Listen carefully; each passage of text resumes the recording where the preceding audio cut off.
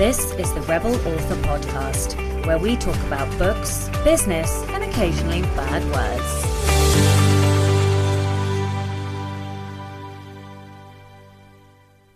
Hello, Rebels, and welcome to episode 96 of the Rebel Author Podcast. I cannot believe I am only 4 episodes away from the big trip figures. I'm going to have to think about what to do to celebrate. I don't know whether I should be celebrating 100 episodes or maybe 104, because then it's 2 years. Weirdly, 52 felt more celebratory than 50, but now 100 feels more celebratory than 104. I don't know.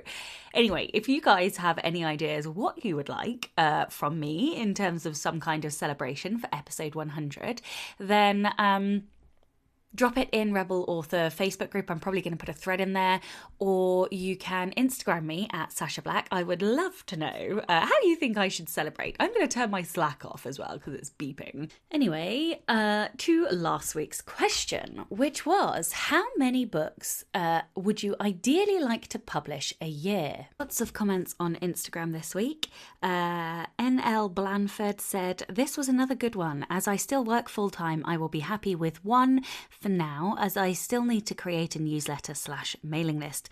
Then hopefully I can progress to 2. Dwayne the writer said 2 or 3. Karen Heenan said, listening later today, I need this one. Writing historical fiction with lots of research. I can't see publishing more than 1 a year, but I don't want to disappear into the shuffle either. Helena B 872 said 10. Leah Copeland Wright said, loved this one. I listened to it before work this morning. The_book_hunters said, I am binging through your entire podcast series. Well, thank you very much. Looking forward to this one. I'd love to eventually publish 2 to 3 books a year. I am both in awe and slightly terrified of the people who manage 6 or more a year. But I'm currently at the start of this wild ride, so for now, just getting to 1 would be great. Then in the Rebel Authors Facebook group, Erin McKnight said, so much amazing information in this one. I would love to be able to publish 1 book a year. I still work full time, so 1 book a year sounds like the most I can manage without running myself 6 feet underground. Absolutely. I think, we all have to take this at our own pace. And the thing is that once our books are out, we can always keep marketing them. They don't go away. They are ours to market forever, and they can continue to make us money. The first book I ever published is still making me money every single day. So, it's fine to, take a year to do a book. It's fine to take more than a year to do a book. The point is that over time we can continue to build our backlist and build our income. All right, so this week's question is, do you enter competitions? Given we are talking about the Kindle Storyteller competition, I thought that was a apt question. And I suppose I'm interested in competitions at large. So maybe you're a competitive knitter. Maybe you do boxing. I don't know. Maybe you enter flash fiction competitions. Whether it's writing or something else, I would love to know, do you enter competitions? All right, the book recommendation of the week this week is The Girls I've Been by Tess Sharpe. Now, this is like a 350-page book, 400-page book, something like that. And I devoured the whole thing in a day. It was phenomenal. It wasn't the most literary story. The ending was okay. It was satisfying. I perhaps would have done a couple of tweaks, but it was gripping. And the concept of the story, without giving you any spoilers, is that a girl goes to a bank with her ex-boyfriend and her new girlfriend, and the bank gets robbed. There's like a stick up. Stick up? It's probably such an old-fashioned word. You know what I mean. And the whole book unravels through this time period where they're being held hostage, and it was fascinating and just fantastic. And the characterization, and I just the end of every bloody chapter was another twist. I had to find out what happened next, and so I just couldn't put it down. And so It is young adult, it is LGBT, but I thought it was fantastic, and so I'm recommending it because it was one of those that I had to binge, so I thought I would recommend that.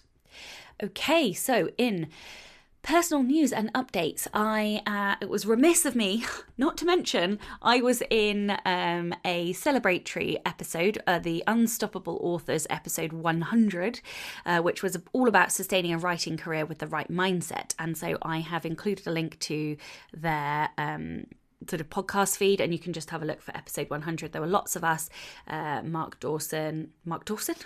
Lefebvre, and Dan Wilcox, and obviously Holly and Angeline and a few others as well. And it was a very interesting episode, so you can go and have a look at that. It was sort of like a round table discussion and lots of lessons learned and things over the years of writing. So yeah, well recommended. Okay, so by the time you hear this, this will be the day before my launch. I will probably be lying in a mushy pool of exhaustion, gin, and caffeine overconsumption. So, if you haven't pre-ordered your book, please go pre-order a copy. You will find it will be on your Kindle the very next morning, tomorrow. I can't really do this. I'm finding this really hard to talk about the future, even though I'm in the past. Whoa, my brain just melted. It's clear I should never write a time travel novel. Okay, so let me talk about this as if it is the 28th of July. So if you pre-order your copy today, it will be on your Kindle tomorrow. Or it will be on your e-reader device, or it will be on your doorstep tomorrow. So please do go make sure you order your copy. I am going to try and do at least one bonus episode at this current point in time on Saturday the 24th of July. I haven't done it, but I am intending on doing another episode early next week. So to give you a bit more insight into the book and a few tangible craft takeaway tips as well. One thing I should mention is that if you do pre-order and you submit your pre-order proof, then you will get the first 25 pages free and be entered in to win a bundle of paperbacks and goodies. And in terms of celebrating the launch, I am going to be doing a live Q&A in my Facebook group, Rebel Authors, on July the 29th at 8 p.m. British time. 8 p.m. summertime, isn't it? Yeah, BST. So hopefully you can translate the times of that. And then every night after the 29th, so 30th onwards until I think it's the 7th or 8th of August, I will be interviewing a different author for about 20 minutes, 25 minutes on Instagram. And I will be talking to them about their side characters, side characters that they've written, side characters that they love, get some tips and tricks from them for how to improve your side characters. So come and join me to help me celebrate the launch at those different events. All right, I think that's probably about it. It's been a very long week. I've been dealing with broken internet and chaos. Yeah, so sort of after the Amazon debacle last week, this week somebody drove into the telephone box and the telephone connection box and smashed out our internet for like 5 days. So that was fun, trying to run a launch with no internet. Once I do the launch, I will be off work, so I will be a little bit more harder to reach for a couple of weeks, and I'm just going to spend some time with my son and my wife and read some books and just not work. And then when I come back, I'm going to be making some changes. I want to spend a significant more proportion of my time writing, and I have some projects that I really want to get done this year, including I want to get the masterclasses done, or at least one of them. I'm almost done with the audiobook, so I need to get that over the line, and I want to do another one. I have 2 more non-fiction books and 2 more fiction books. The 2 fiction books are basically written. I just need to get them edited and sent off. But yeah, I have a lot of projects that I want to get finished, and I don't know. My time is just evaporating. And I'm not really sure where. I know that obviously it's evaporated in launch and having to deal with Amazon and chest pains and no internet and all of that bollocks. But yeah, I've had some realizations over the last few months, and I just need to restructure how I'm doing things and how I am prioritizing things. And so yeah, I am going to get some time and some perspective, and then hopefully come back and whatever the word is, double down? I don't know. Why are words so hard this morning? I don't know what's wrong with me. Rebel of the week this week is Shay Raby. Shay says, I have long, naturally curly hair that I learned to love my senior year in high school. It was so long that it would take my sister or friend 2 hours to straighten all of it, or an hour if they each took a side and worked together. Perfectly straight, it came down to almost my butt. My ex and I dated my senior year in high school and ended up breaking up the day before senior prom. He loved my long hair so much and always took the time to tell me never to cut it, to leave it long. I see where this is going. After we broke up, I just couldn't shake the melancholy mood I was in right before graduation, and I decided I needed a change. So I called up my friend that always did my hair for formal dances and asked her to come and cut my hair.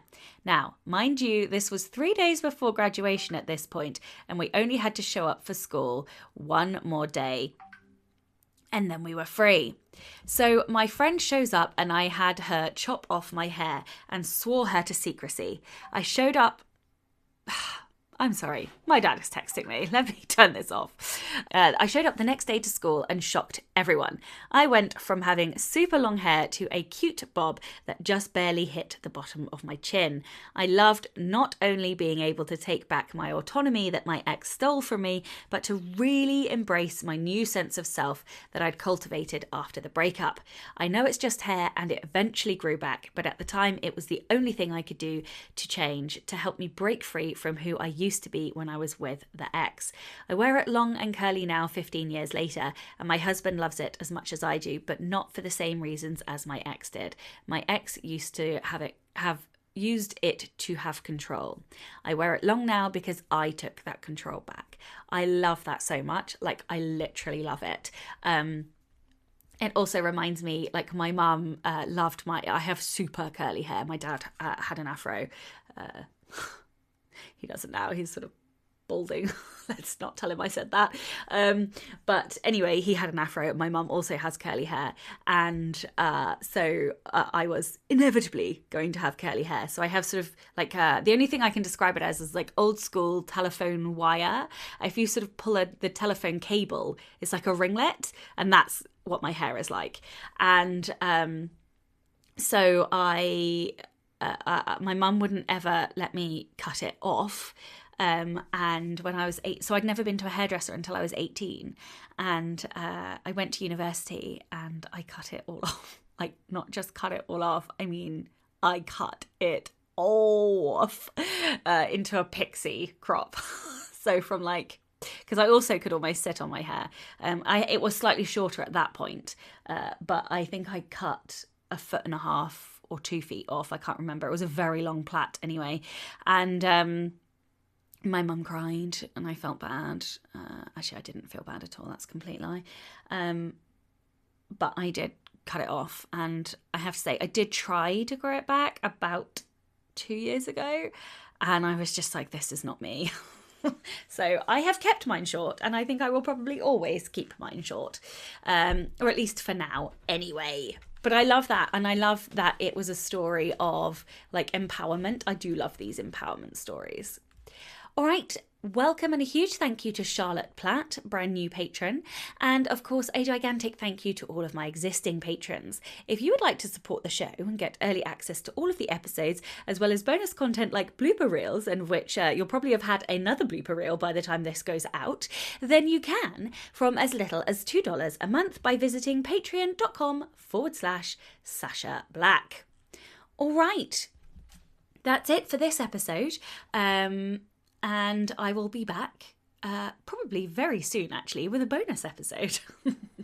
Actually, one final word of warning. Because my internet was not working in this past week, this episode, the audio quality is not as good as it would normally be. It's quite echoey, and the reason is because I had to record in my mum's house, and she has a ridiculous, very high ceiling living room, and so the audio is quite echoey, and I apologise. I hope that you can stick with me for this episode because it is very, very good and packed full of information about how you can win 20 grand in the Kindle Storyteller competition, of which I will be judging. So you want to listen because it's good. It's an awesome competition. Hello and welcome to the Rebel Author podcast. I am absolutely ecstatic for my guest today because today I am speaking to Darren Hardy.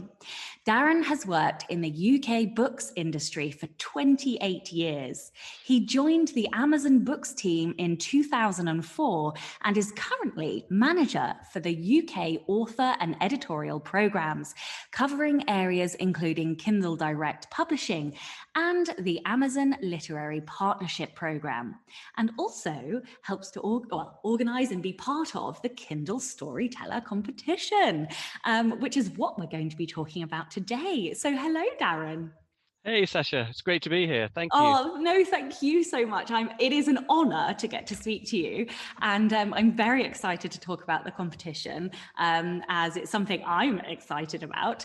But first, before we dive into Kindle Storyteller competition, would you like to sort of expand a little bit on your bio and tell everyone about you and the journey, I suppose, that your career has been on and how you got to where you are today? Yes, that's a great question. Thank you. Yeah, I was one of those, I think, sort of classic situations where I sort of finished university, didn't really know what I wanted to do with my life, and spent a few months sort of messing around, really, not really doing a huge amount, and thought, well, I better get a job. I know, I'll go to the local bookshop because I like reading. And suddenly that was it. I was absolutely hooked, absolutely loved book selling in all its sort of shapes and forms, and worked for a couple of different booksellers over the years. Started off in academic bookselling, and then a while back, sort of obviously, like you say, moved over to Amazon and have been involved in bookselling there. So I've done a few different roles at Amazon, be it sort of publisher relations, textbooks. I used to sort of head up our vendor management team in the print books team, and sort of decided I wanted to do something a little bit different, but stay within books. So I was really fortunate to be able to come over to KDP, to Kindle Direct Publishing, and work with authors and indie authors, which is such a different perspective on sort of writing and publishing, and I've absolutely loved that, and still doing that today. So I sort of are able to balance working with individual authors, working with our Kindle Direct Publishing program overall, and how that works in the UK and Australia, and then involved, as you said, in a number of different projects sort of related. So the Amazon Literary Partnership Program being one of those, where we provide grants to organizations that foster a love of writing in all its sort of shapes and forms, be it sort of working with children in schools and after school clubs, through to disadvantaged community groups, and across to sort of aspiring professional authors, in fact, those who may be sort of wanting sort of advice in terms of writing retreats and those kind of things. So really, I mean, my entire career has been involved in books in one shape or another, and absolutely love it. My house is full of books, and you know, I sort of enjoy digital reading, reading print books, listening to audiobooks, and pretty much every genre you can imagine. So yeah, it's an industry I know and love, and hopefully that will continue. I've gone on this funny old journey with the format in which I read books. I started very much as a child, which I think most people do, with physical books, because we all go to the libraries, we have school books. And then as I went to university, I became almost entirely digital, because you just can't, you know, you live in a different house every year, you just can't lug them. And then since I left uni, I'm now, I would say, predominantly paper. But then audio is my second, and then ebooks are actually my third, which I think is very interesting, because as a millennial, most people expect us to be, you know, like ebook audio, but I am, you know, I spend all day on bloody computers. And so I want to smell books. Yes. Oh, that um, is such an experience, isn't it? And I think the great thing is being able to choose what's right for you at whatever time. I have mm, stacks of print books in my house, and absolutely would not be without them. But equally, it's summer. We're about to go on summer holidays. The biggest challenge for me going on holiday was which books to take, yeah. and I'd always find sort of 10 minutes after arriving that the book I really want to read Oh in no. this place is not the book that I packed. And Yeah. so having your Kindle or whatever with you enables you to sort of keep that book with you. And that's such a relief in some ways that my car boot is not full of not full of bag loads of books. I've got a few books, but then also the electronic versions and the audio versions as well. So yeah, the best of all worlds. Yeah, we always have this tussle between me and my wife when we go on our summer holidays, because I will always, if we go for 2 weeks, I can read, almost a book a day. And so Mm. I pack at least 10 books. And she's like, that is so much weight. And I'm like, well, I stuff them in my hand luggage, and then like she'll be unpacking the bags and find like a Yes. book stuffed in with it. And then she's like, how have you? And I'm like, honey, I will stuff the books wherever I can get them. Yeah, that's it. Yeah, out of curiosity, what is your genre that you like to read? Oh, I read almost everything. I think I mean there's a whole bunch of genre fiction. Obviously, I read. I'm heavily sort of involved with like many of those authors publishing through KDP. But equally, I sort of enjoy poetry, art books. I've just recently read a brilliant Taschen book about Caravaggio, where again the print version, amazingly well printed, and the sort of quality of the illustrations was incredible. Through to music biographies, sort of comedy writing, all sorts. Mm, And popular science and history as well. I think one of the great things about having been a bookseller for so long is publishers would always be very keen to sort of send you proof copies or send you mm, their advanced reading copies. And I would find myself picking up books that I probably would not have wanted to read mm, ahead of sort of having that conversation, but suddenly think, actually, this sounds like a really interesting area. And the great aspect of sort of publishing and how it's changing over the last few years is you can publish into so many different categories and genres and niche genres now, because the sort of barriers to publishing are so much smaller than they used to be. And so it may be the case that you can publish into a very, very specialized areas, but you'll find your readers, yeah. and that means those books are much more viable than they might have been in the past. So yes, lots of those sorts of areas I think are really exciting areas of growth from the publishing point of view. And speaking of finding readers, we are here to talk about the Kindle Storyteller competition. So, like, before we dive into detail about that, and sorry if you can hear the massive aeroplane over my mum's house, can you tell everyone a little bit about Kindle Storyteller?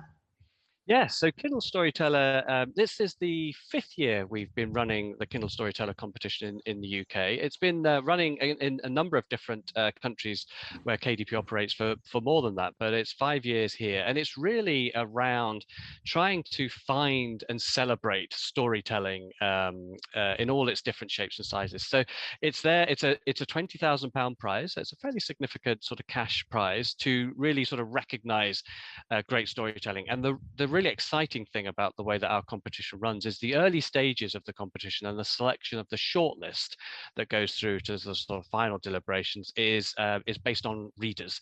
So authors upload their books into the storyteller competition, and then we track sales, we track customer reviews, we track things like pages read in Kindle Unlimited, and a whole host of other things to really create a shortlist based on what readers have enjoyed reading. And it's about that sort of passion that customers have for discovering new books or discovering a new book by an established author and celebrating that. And it is about storytelling. So it's really about sort of page turning, compelling narratives, whether it's fiction or non-fiction, sort of really well shaped characterization and just what really sucks you into the author's world. And that's what we want to celebrate. So the competition for the last few years has opened in May, 1st of May, runs through to the end of August. And at the end of August, we start sort of crunching all the numbers, having a look at what customers have been telling us that they've really liked, and then selecting a shortlist. And then that shortlist is then put in front of a esteemed panel of judges, obviously, Sasha, including yourself.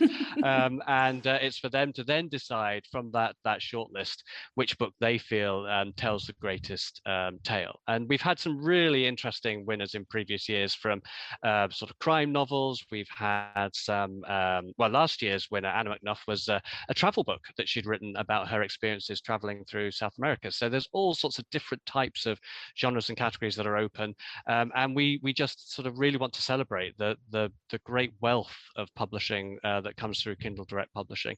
Yeah, the prize is there to recognize books published through KDP, through Kindle Direct Publishing, but obviously as an author, it's open to anybody to sign up and publish their book. So it's hopefully as sort of wide and as inclusive as we can make it. And can you, so you mentioned a little bit there some of the previous winners, but I wondered if you could go into a bit more detail.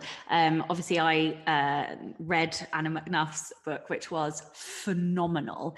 But perhaps, yeah, do you have, like, can you go into a bit more detail about the success stories from previous winners, sort of what happened to them, those kinds of things?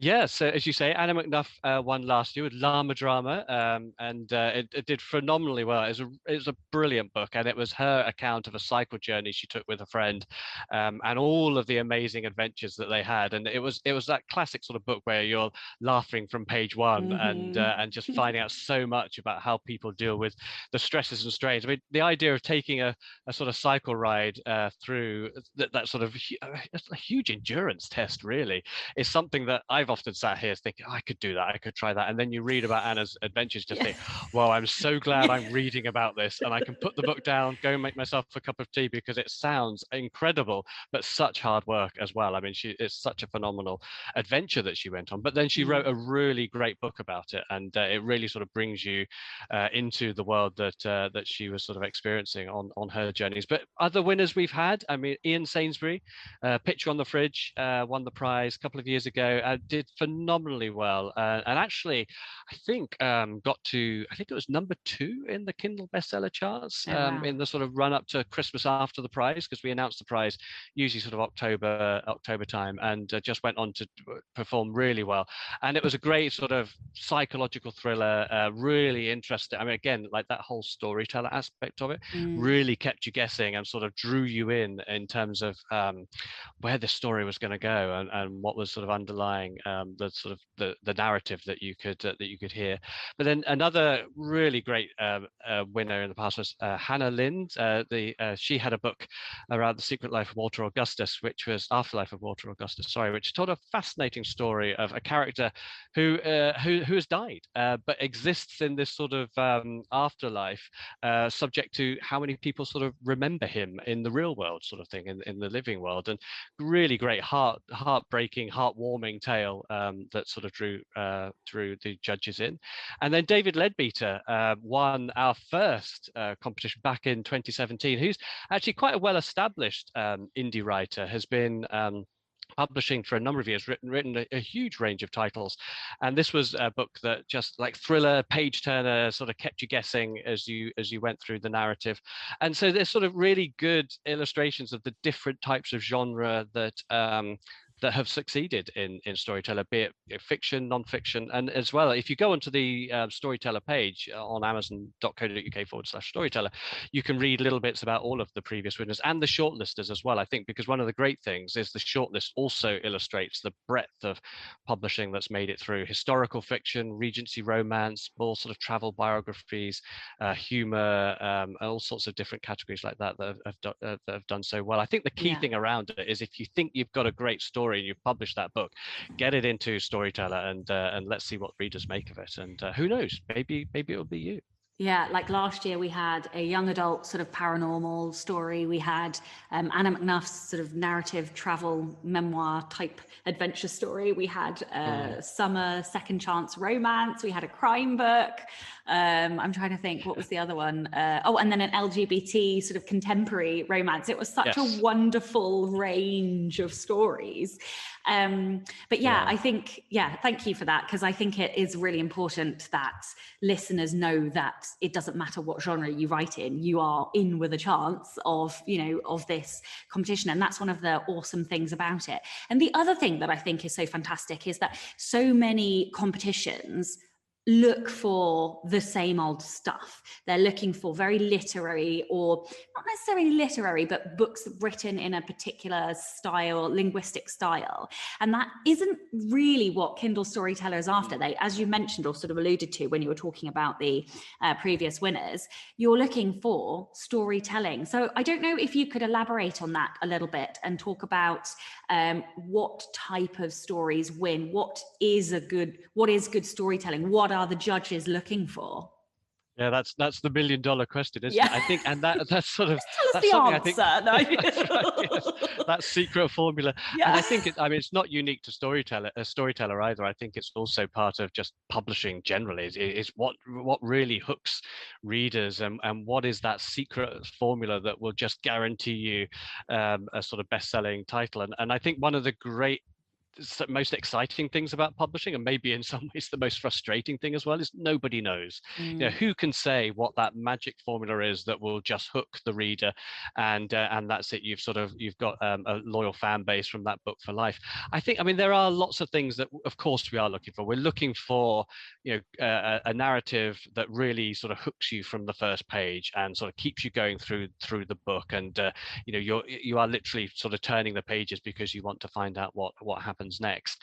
And whether that is from a crime novel or a romance book, or whether that's a non-fiction sort of autobiography, or it's a story even about sort of maybe professional skills. You know, I mean, there are lots of different ways in which you can be hooked in a book, and finding out about how to run meetings and how to sort of deal with the professional workplace is a compelling a story as a crime novel. So it's all of those different types of things, and that sort of page turning quality. I think one thing that has stood out about many of the books, in fact all of the books that you've seen in the shortlist and the finalists, is their originality.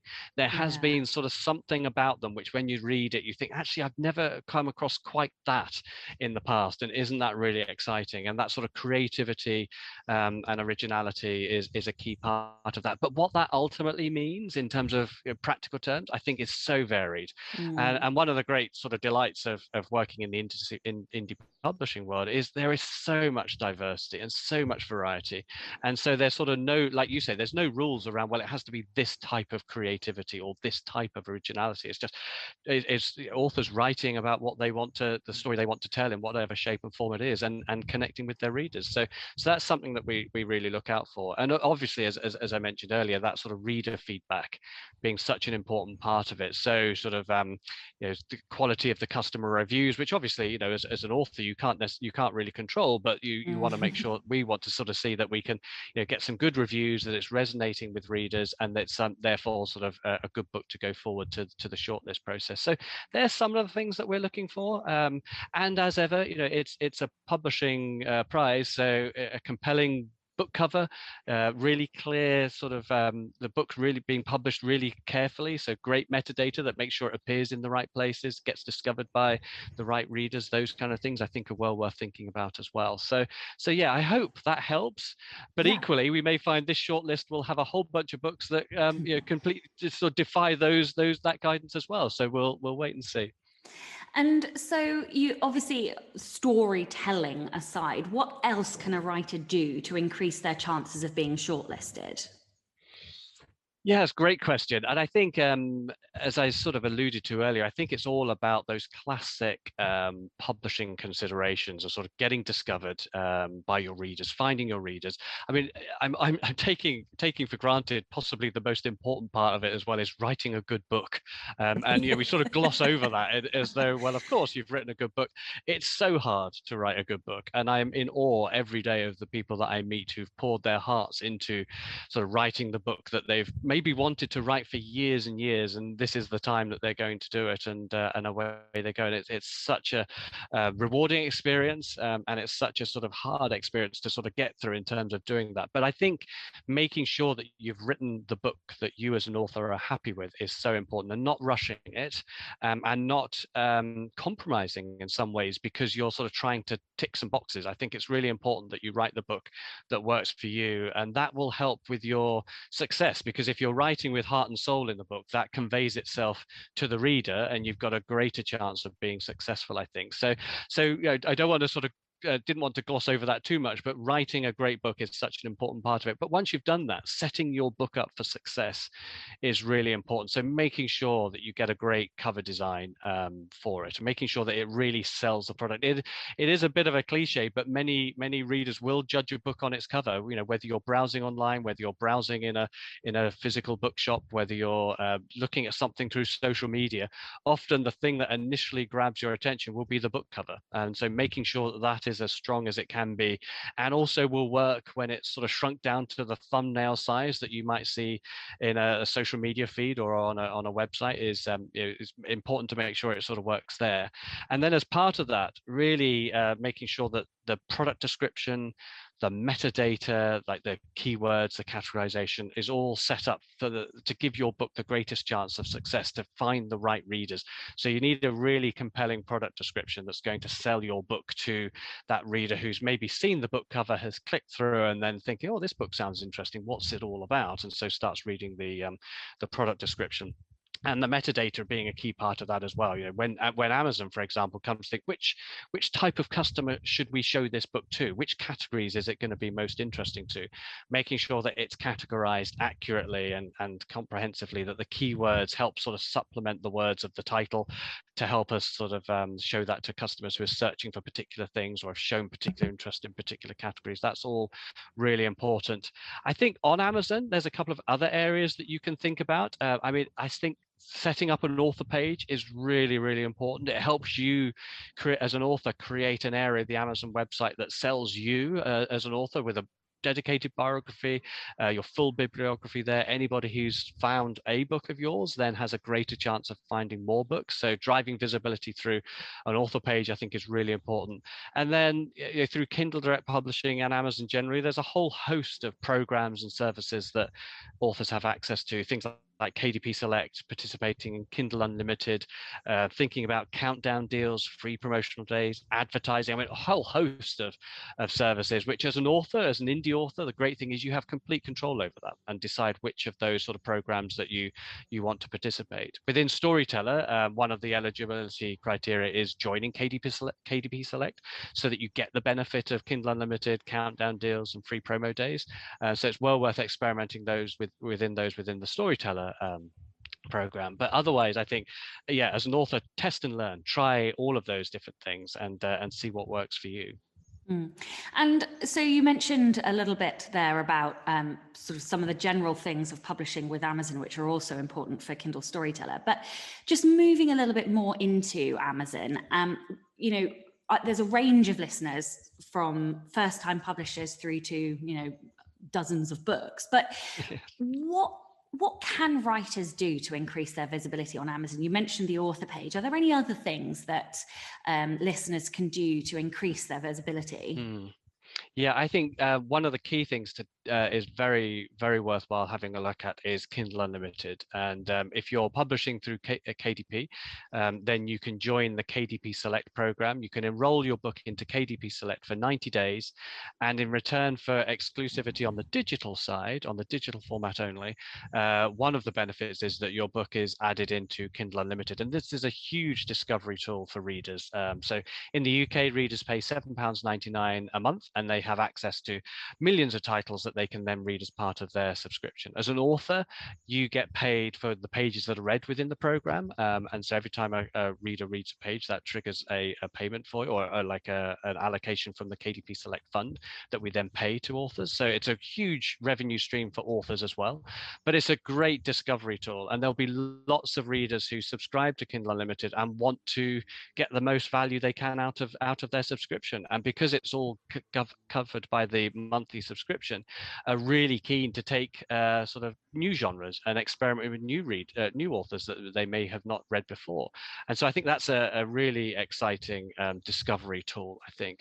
And within the KDP Select program, as I mentioned a moment ago, there's also countdown deals and free promotional days that authors can set up, where you can experiment with creating a sort of almost like a call to action with a countdown deal, like a limited time discount that then is messaged to readers that find your book, saying, this special price is available for a certain period of time that the author has selected. So they're great discovery tools. I think one of the other things increasingly that I hear from many authors is the sort of is putting your KDP program within the context of a broader marketing program, like on social media, or maybe through reading groups, or maybe through other indie organizations. I think one of the sort of maybe the old ways, as if I can put it that way, of thinking about it, is to sort of publish your book and that's it, the journey is done.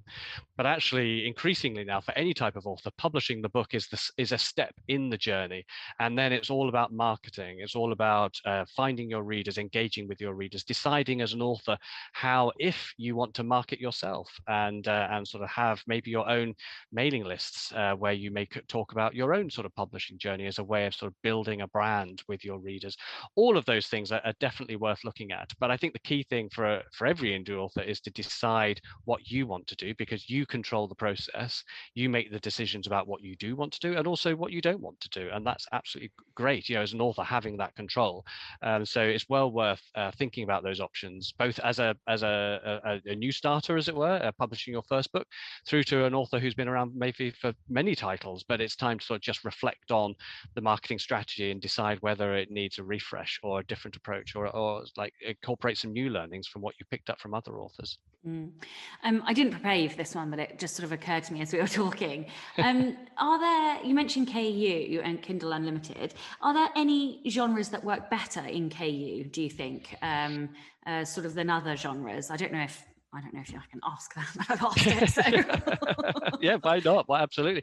I don't think so. I mean, when you have a look at the bestseller list, you have a look at people, customer reviews, and you see lots of people say, "Oh, yes, I discovered this author through my Kindle Unlimited subscription." There's no doubt that genre fiction, serial fiction, does particularly well, because often Kindle Unlimited subscribers are heavy readers. They like to sort of read lots and lots of books, and hooking into a series is a really great way of reading loads of books and really immersing yourself in a universe that an author has created. But equally, there's lots of other areas that you see do particularly well in Kindle Unlimited. Poetry does well. Productivity books do particularly well. There's a whole load of children's genres that work well in Kindle Unlimited. I think the great thing is, Kindle Unlimited is for people that love books, and that doesn't sort of really limit it to any particular type of book. It's just love books, and so if you're an author who's published a book that you think would benefit from being sort of discovered by new readers, you want to give it a little bit more extra profile, then Kindle Unlimited is a great way to go. So yeah, I wouldn't call out any particular standalone genres as sort of exclusively doing well in Kindle Unlimited. I will confess, I do not have a Kindle Unlimited subscription, but it's only because I'm a prolific paperback reader. Right. And there is a part of me that secretly wishes there was some kind of subscription for paperbacks, because I tell you, I think I'm on, 74 or 75 books this year.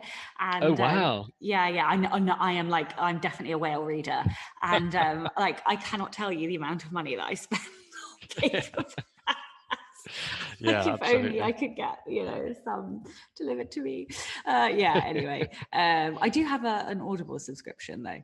There you go. Yeah, so I do. Yes, I mean, subscriptions are very much, I think, a part of the digital world. I mean, you do find lots of physical product, if I can put it that way, subscriptions and things out there, but it really lends itself to digital, and you see it in music, you see it in film, you see it in all sorts of different ways, and clearly customers love digital reading subscriptions as well. So yeah, it's certainly worth a look at. I think, as you say, I mean, as a reader, it's a question of finding time, isn't it? And I think there are lots of different types of readers within Kindle Unlimited, but it's certainly something that book lovers, I think, embrace lots of different ways of consuming books. It's always used to be a frustration for me, sort of like getting in the car if I was driving. Oh, that means I can't read, kind of thing. When you're going on, when you're going on holiday, having an Audible subscription, meaning you can listen along to a book, is a great way of solving that problem. Although you then have the debate of whose book do you listen to on that car journey, which can also cause some challenges in itself. But our rule has always been whoever's driving gets to select. So that usually works for me, as I'm usually the driver. Controversial. Oh no, my wife usually drives. I would lose that battle. Although actually she doesn't, she prefers like true crime and like horrible like murderers and serial killers and stuff. And given that we have a 7-year-old, we might have to choose something else. Yes, that could be a little challenging. Yes. Okay, so do you ever see like any common mistakes that new authors are making when trying to publish with Amazon? Oh, that's really interesting. I think well, actually one point we touched on a little while ago, I think, is even prior to publishing, one common mistake is to rush the writing or to publish something before it's ready. And I think one of the great liberations of KDP, of Kindle Direct Publishing, is that as the author, you decide when you publish. You upload your book, you upload the draft manuscripts, and then you have that sort of that publish now button, and it's entirely down to you. Now, in other sort of publishing models, you would be working with editors, you'd be working with publishing houses, and they would probably make that choice for you. And in a way, maybe that's easier because they get to make that choice. But often you might find that decision being made before you're ready, or you're not really sure that you've necessarily got the book into the right shape before it's ready to publish. But whereas on KDP, you make that choice. And I think that freedom in some ways can also lead to, well, let's just get it published, let's just get it out there. And like we were talking about earlier, I think it's really important to make sure that the book is as strong as it can be and that you're absolutely happy before it's publishing. So I think that's one thing I would sort of I would suggest. I think maybe sort of that sort of freedom to publish also then means almost like the flip side of what I've just said is it really ready, and hesitating and just thinking, no, I'm not really sure, and sort of keep sort of finessing and finessing and finessing, and maybe to the point where you're making changes that ultimately don't really matter, that ultimately aren't going to change the sort of reader experience or not. So almost in contradiction to what I've just said is also don't hesitate when the book is ready, is to get that book out there and to not worry about sort of polishing and polishing and polishing to the point where you're not really adding a huge amount of value. And one point we also mentioned a little bit earlier, I think, is not seeing the publishing step as the end of the process. I think in many ways it's the start of the process. I mean, we talked before about how hard it is writing, and that creative side, almost like taking off the creative hat and then putting on the business hat, and thinking about sales and marketing and how you're going to promote your book and what now needs to happen. And in many cases, actually, I think many authors plan that well ahead of publishing. And I think that's a really good idea, that you don't want to sort of publish the book, sort of breathe a huge sigh of relief that it's out there and then think, well, now what? Actually, before publishing, there could have been a pre-order campaign. There could have been sort of teaser campaigns running on your website if you have one, or an update on the Amazon author page if you have one. And so sort of seeing the publishing step as part of a much broader journey rather than the end of the journey, I think is important as well. And I've often had, I mean, less so now with the lack of events that we've had, but often had people sort of walk up to me at a fair or an event and say, okay, I've published my book, now what do I do? So actually, no, you should have been asking that question before you published it, as to what are you going to do in terms of marketing and promotion and all those things, like the tools that we talked about earlier. How are you going to use that armory for you to find your readers? So I think there's a couple of things there that I would highlight as points to bear in mind, I guess, as you're going through the publishing journey. And my last big question, what are some of the most common trends or practices that you see, the really successful writers implementing via Amazon? I think increasingly, I think we're seeing authors really taking control of the process and really making it work for them. I think increasingly with the rise of indie publishing, you control the process, and there is down to the author to say, this is what I would like, this is the way that I'm going to do it, and I'm going to control that process and make the decisions that are right for me. I don't think there's any sort of, like we talked about earlier, there's no single rule now that will sort of say, okay, do this and you'll get a surefire bestseller. It's up to you. And so you can decide how involved you want to be in the marketing of your books, brand building as an individual author, for example. And so taking control of that, I think, is a trend that we see a lot of. And all of those authors that do well, they've got a clear idea of what they want to do in their publishing and with their particular books. And it's up to them, how far or how involved they are in those things, but they've made that choice and they've made a conscious decision. It's not they've sort of just let it happen by accident almost, that they know what they're doing, they have a plan, and they're executing against that plan. I think as part of that, one of the really exciting things is like that sort of breakdown almost of straitjacketing publishing into, you are this type of author publishing this type of book. Now the sort of rise of, they call like micro genres, the sort of subgenre of a subgenre, because that's the area that the author wants to publish in, is really exciting. You hear so many stories where authors have said, well, I wrote this type of book. I spoke to a few people who said, well, it's not really going to succeed because it's not just a crime novel, or it's not just a romance novel. You need to write either a crime book or a romance novel. And the author said, actually, no, I've written a book that crossed those genres, and I want to publish that book as it is. And they've gone on to see great success by doing so, because surprise, surprise, readers love that as well. And so sort of breaking out of those sort of straitjackets, I think is really exciting. And that I'm sure is a trend that will continue. And you see so many authors sort of saying, well, I'm publishing into this sort of genre, it's a little bit of this, there's a little bit of that. And then you hear readers talk about, well, I like reading these kind of genres, but also a little bit of this, a little bit of that. I think it's really exciting that it's the reader and the author deciding what's successful. And it's nobody sort of saying, well, you need to publish in this type of way. So I think there's some of the really exciting trends. And then as part of that, authors really being able to engage with their readers and sort of decide how you want to interact with them. Do you want to just like read your customer reviews as a way of getting feedback? Do you want to set up a social media presence that enables you to really interact very closely with your readers? That I think for some authors is absolutely terrifying, and there's the last thing in the world that they would like to do.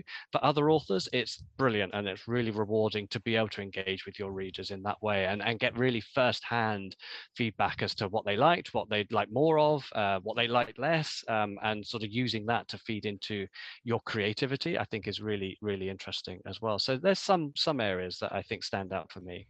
Yeah, I think this like micro niching down, and it's actually like, if you can work out who you are as an author and what your like core values are, or the core thing that you know, how you want to brand yourself, and making your books match that, is just like to use a cliche, a marriage made in heaven. Because like it's the trifecta of finding the thing that you really love and that you are passionate about writing, and then also finding, giving the readers the thing that they want as well. But when those two like merge on a Venn diagram, you are on to a winner. So I love that. It is amazing. Okay, well, this is the Rebel Author Podcast. So tell us about a time you unleashed your inner rebel.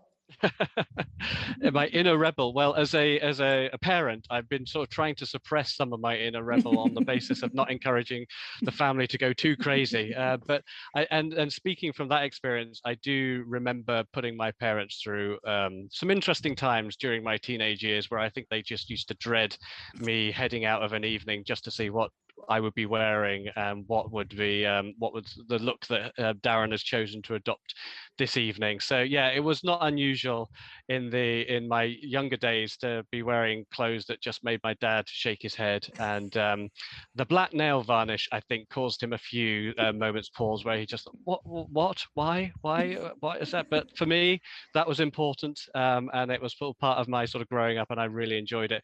I'm thankfully old enough that social media wasn't really around in the level that it is now. So the photographic evidence of those early days is not very easy to come by. But yeah, they were happy days. Amazing. I love it. Okay, can you tell listeners where they can find out more about the Kindle Storyteller competition? Yes, absolutely. So if you go to amazon.co.uk/storyteller, you will find the landing page where we have a whole host of information about the competition. You can also find it from the Kindle homepage and the books homepage as well. There's little links on the page that take you off to Kindle Storyteller.